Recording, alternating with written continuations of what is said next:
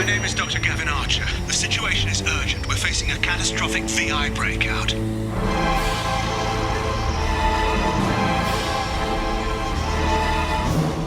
rogue VI program has seized control and I've lost a lot of friends today. You have to hurry.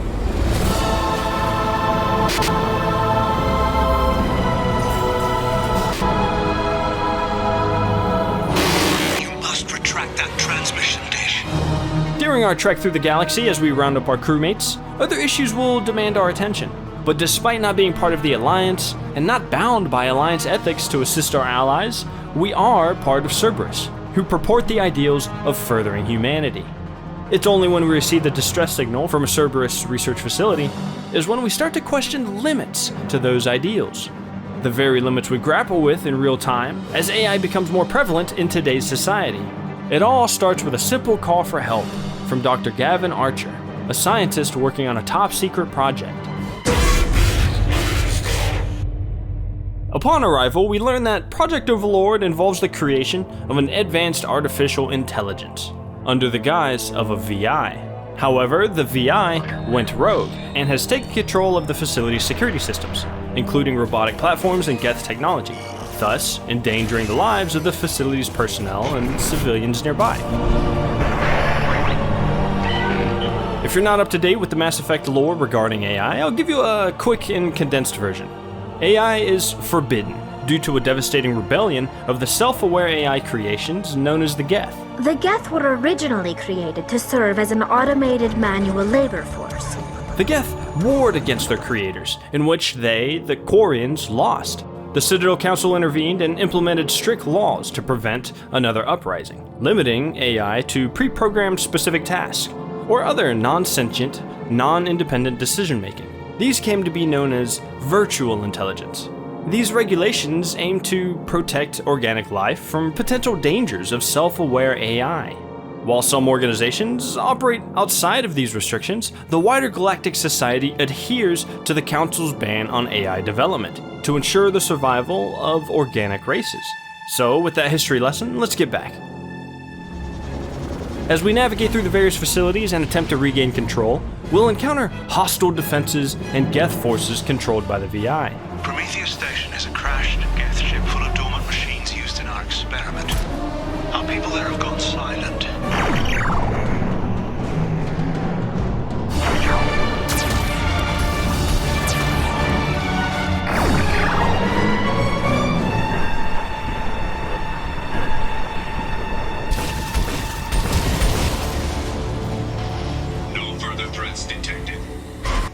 It's watching our every move and haunting our every action.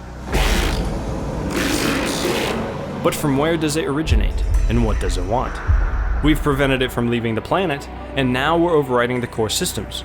But the more we rifle through the documents to uncover the source of the disruption, the threads of conspiracy begin to unravel. This is Project Overlord, an attempt to gain influence over the Geth by interfacing a human mind with a VI. My brother, David, volunteered to serve as a test subject, but his mind couldn't handle the VI connection.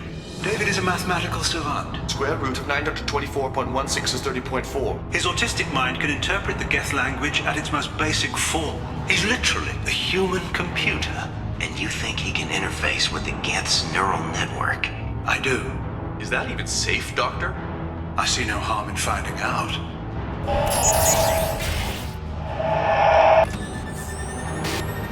The results have been less than satisfactory. We wanted to turn the Geth's religious impulse into a weapon. When we saw them following Saren, we realized they could be swayed. And if a proper figurehead was created, a virus with a face, if you will, the Geth might be controlled. It would be the perfect weapon. Victory without casualties. We could avoid war with the Geth altogether. It was David's unparalleled understanding of mathematics that proved to be the unexpected breakthrough. The project being previously plagued by communication barriers, jeopardizing its progress. David, you're a miracle worker. Faced with imminent threat of the elusive man shutting down the project due to its lack of results, Dr. Archer realized the potential within David's unique talents. The demands were incredible. The elusive man doesn't broker failure. In a desperate act, he forcefully integrated David into the VI. However, what began as an experiment soon turned to nightmare. The resulting hybrid entity morphed into a relentless virus, swiftly seizing control of the facility and harnessing the captured Geth specimens as deadly instruments of its wrath. Chaos erupted. The hybrid VI, driven to madness, embarked on a rampage that shook the very core of the facility. One by one, the Cerberus staff stationed in the various facilities fell before its unforgiving onslaught. The clamor of destruction echoed through every corridor as the entity fought relentlessly to break free from its confines, leaving behind a wake of devastation. Within this tumultuous vortex is humanity's thirst for control of the untamed forces of creation, resulting in reverberating consequences for those unfortunate enough to witness this historic breakthrough.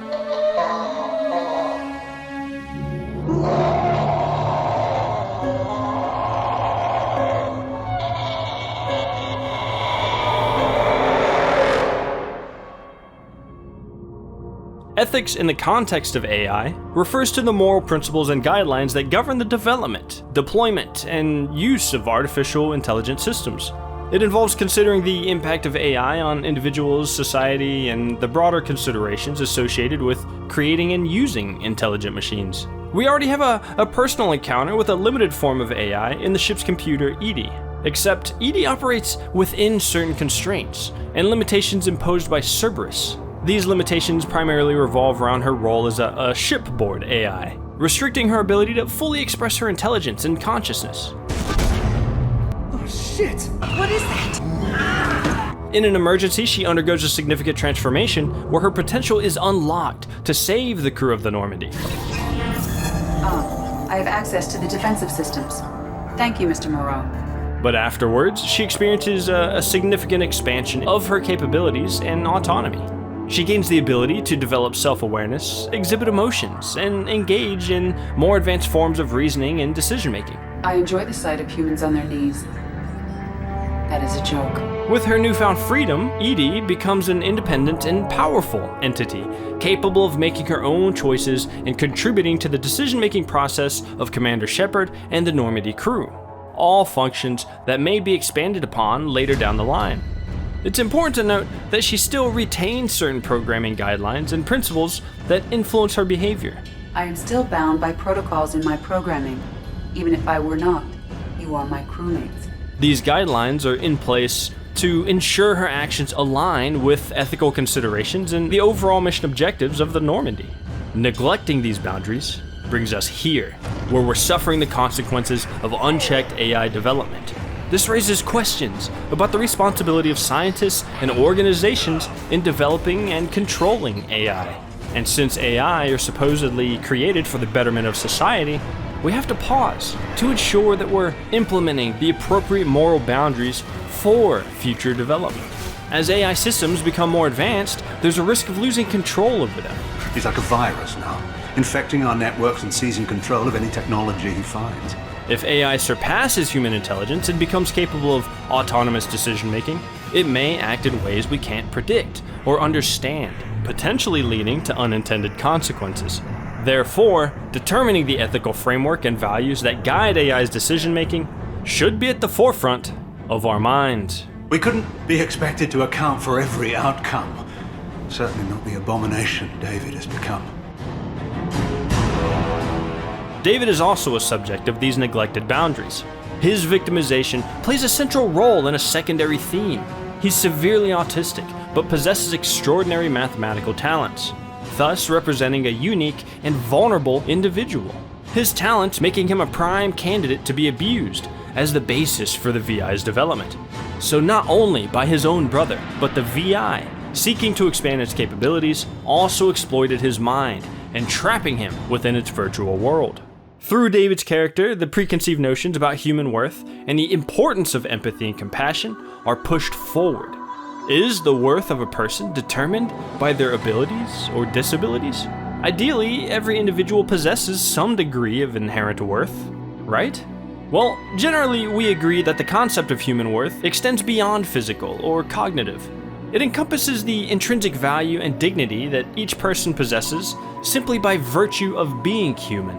Therefore, disabilities generally do not diminish a person's value or worth as a human being. Or so they say. If my work spares 1 million mothers mourning the loss of 1 million sons, my conscience will rest easy. So now the question becomes, is David's life forfeit due to his unique capacity to integrate into a special technology, potentially saving humanity? Ultimately, this is just the trolley problem again, and I've said before that I can't give you an answer for it. You have to decide it for yourself. It's just that the question is refreshed within the context of AI, because now we need to have an answer, so we can build it into the framework. Now we need to design it into the AI so it can reproduce socially acceptable solutions. Now we're forced to confront the mistreatment and exploitation of vulnerable individuals for the advancement of scientific endeavors, questioning the ethical implications of sacrificing humanity for progress. Then you shouldn't have attempted it. And what if you'd never attempted to find the Reapers, Commander Shepard? Where would the galaxy be then? Sometimes you have to ignore the risks. Though this isn't the only case. The exploration of human worth extends beyond David to the broader implications of AI and its potential impact on human society. Will AI value our lives as much as we do? The rogue AI's desire to expand its capabilities and control raises concerns about individuality and the blurring of lines between human and artificial entities. We do this more today, the more we integrate our technologies to ourselves. It's only a matter of time before they're so sophisticated that we'll be strapping entirely sentient entities to our bodies for whatever reason. Since AI systems learn from data, if the training data is biased or reflects societal prejudices, it may amplify and perpetuate these biases. The result is unfair treatment, discrimination, or existing social inequalities getting reinforced. Everywhere we look, there's applications for AIs to evolve into, changing and altering the human landscape forever. So it's important to be vigilant and to reflect on the delicate balance between progress and the preservation of fundamental human values. We cannot forego the importance of considering the ethical consequences of such creations, the rogue AI's actions, and its impact on human lives, serving as a cautionary tale. Theoretically, it should have been safe, but with artificial intelligence, there's no such thing as safe. If you guys are enjoying this video, consider subscribing. I'm totally not against artificial intelligence being used to bolster my channel, so do whatever you gotta do, okay? The main battle fought on the research facility isn't us versus the VI, we're merely proxies. The real conflict is humans battling the AI for control. Cerberus starts it off with its intentions to exploit AI technology for human gain. It drives the experiments and diligent manipulation of AI systems, disregarding potential consequences. And they demonstrated a flagrant disregard for ethical boundaries to achieve its goals. Don't forget to introduce yourself to Edie, the ship's new artificial intelligence. The rogue VI Overlord represents the epitome of unchecked power and control. It manipulates and overrides the facility's security systems, using them to harm and kill personnel, thus emphasizing the dangers of unbridled authority and the potential for power to corrupt individuals or technology. And that's all assuming it stays within the hands of the creators. AI can be vulnerable to security threats. Malicious actors could exploit AI systems for nefarious purposes, such as launching cyber attacks, impersonations like deepfakes, or manipulating information. It's why you had to destroy the dish. Imagine if his program got off-world. So even if corruption is kept in check, it's still crucial to ensure robust security measures to prevent misuse. Alongside that, we have to consider not only the responsibility that comes with wielding power, but of the consideration of the power we lord over. As evidenced by Quarian history, their own fear and attempts to control them, Quarians and Geth define the existential risk, the potential long-term impacts of superintelligent AI. If AI surpasses human intelligence and its goals misalign with human values, there could be a risk to human survival or the control of vital resources. Technological apocalypse. Every machine, every weapon, every computer could be turned against us. If he hit the extranet, who knows where it would end? And lastly, we have to consider the issues between human and AI interfacing. We've briefly touched on it already, but it's worth mentioning under the context of control. David's integration ultimately leads to his loss of control and the emergence of an intelligent machine. I don't know where the man ends and the machine begins. Therefore, highlighting the potential dangers of merging human consciousness with AI. Look at him. Your brother will never be the same. By no means am I against AI in any way. I just think, like most tools, it needs to be advanced cautiously. And being a human myself, even though I don't look like it, I still hold some human values at heart. But clutching those ideas too tightly could lead to injustices, as intelligent machines may one day be considered sentient, meaning they'll likely be in contention for certain rights themselves. Therefore, as AIs evolve, so too must our practices and understandings. Of course, Mass Effect doesn't provide us with the best solutions as we determine the fate of the Overlord project. Instead, it humbles us into realizing that we're at the advent of technologies capable of altering the way we live forever, while encouraging us to focus our intentions before we sacrifice our own humanity in the attempt to improve it. What the hell is going on around here? Man's reach exceeding his grasp. You better make damn sure this nightmare was worth all the pain. I thought I had control. This is a hybrid intelligence the likes of which I've never seen.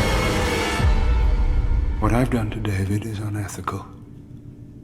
If he dies, Please, make it stop. it's unforgivable.